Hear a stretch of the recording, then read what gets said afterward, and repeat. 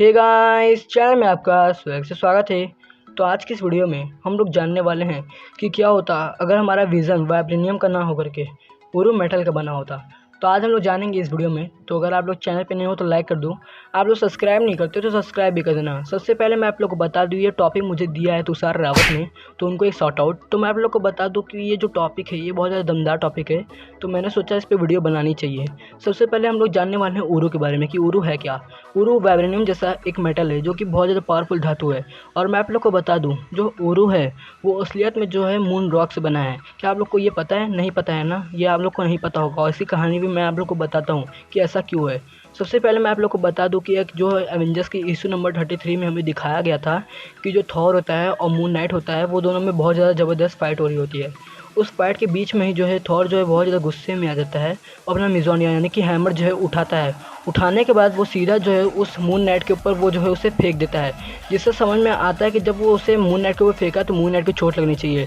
लेकिन यहाँ पे सब कुछ उल्टा हो जाता है। जो हमारा मून नाइट होता है वो बीच हवा में ही हमारे मिज़ोनियर को रोक लेता है। तो आप लोग सोच रहे हो कि क्या मून नाइट वर्दी है, तो वो से मैं बताऊँगा आगे इस वीडियो में।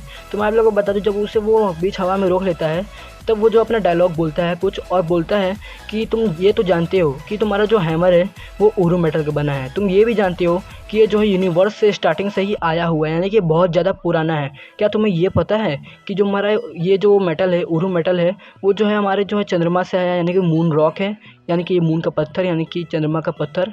तो गाइस ये चीज़ आपको भी नहीं पता होगी और ना ही थॉर को पता थी। तो मैं आप लोग को बता दूं कि ये जो मून का पत्थर से बना हुआ है हमारा उरू मेटल, और उरू मेटल से बना है हमारा जो है हैमर। जिससे समझ में आता है कि थॉर का हैमर उरू मेटल से बना है और साथ ही मून रॉक से, ये दोनों एक ही चीज़ हैं।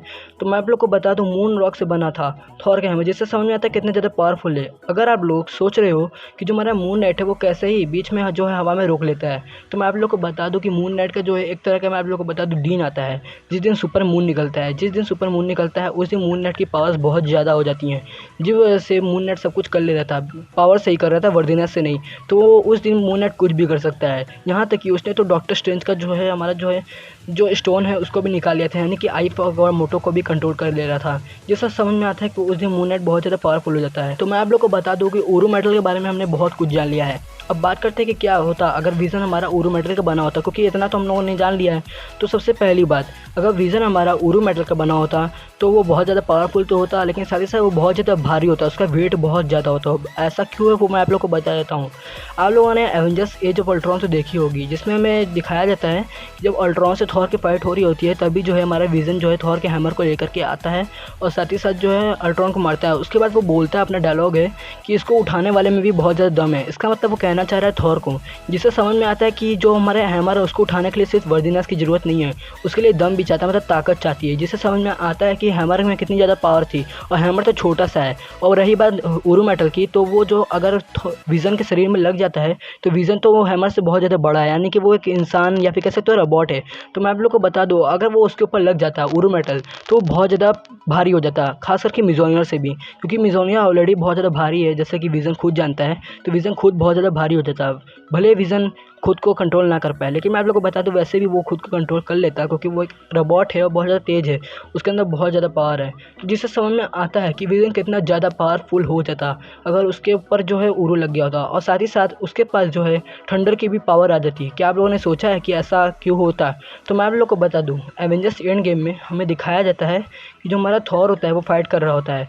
जब जो हमारा थैनोस जो है थॉर को मारने ही वाला होता है तभी हमारे कैप्टन हमारे हैमर को उठा लेते हैं और उसके बाद बिजली भी मारते हैं उसमें से, यानी कि थंडर भी मारते हैं। तो आप लोग सोच रहे हो कि ऐसा हुआ कैसे? तो मैं आप लोग को बता दूं कि जो हमारा थॉर का जो हथौड़ा है उसमें जो है थंडर पहले से ही है, यानी कि जो है ओडियन का मैजिक स्पेल किया हुआ है। यानी कि ये हुआ कि जो उरू मेटल में जो है थंडर होता है, इसका तो ये हुआ कि जो हमारा विज़न है वो जो अगर बन जाता हमारा उरू मेटल उसके ऊपर लग जाता तो उसके पास थंडर वाली पावर भी आ जाती। तो आप लोग सोच रहे होगे कि असगार्ड का तो बहुत सारे मेटल है जो कि थंडर से बने हैं, यानी कि जो उरू से बने हैं, तो उसमें थंडर क्यों नहीं है? तो मैं आप लोग को बता दूं हर तरह का उरू होता है। तो गाइस वीडियो कैसी लगी? अच्छी लगी तो लाइक कर दो, आप लोग सब्सक्राइब नहीं करते तो सब्सक्राइब भी कर दो। इससे एमसीक्यू के ऊपर कोई इंपैक्ट नहीं पड़ेगा पर बहुत कुछ हो जाएगा। तब तक के लिए thank you, have a nice day.